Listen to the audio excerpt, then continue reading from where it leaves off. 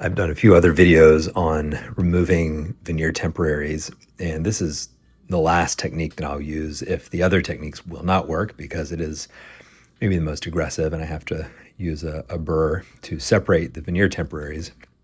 This will usually happen in cases where I have a lot of retention. So in this particular case, the gentleman had wear on his teeth, and we orthodontically intruded the teeth, but that wear happens at an angle and it creates almost a mini taco shape for the veneers if you don't reduce the height really aggressively to create a butt margin, which of course we didn't. I felt that was too aggressive.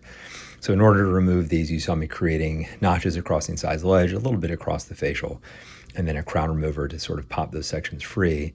But the other thing that has happened in this particular case is the areas that we spot etched and bonded really stayed very well bonded. Of course, this case was almost entirely in enamel. So you have to come back. I use a fine grit diamond burr and thin those remaining areas of bisacryl out, and they will either pop off or you just polish them away with this same burr. And you can see I'm doing that here.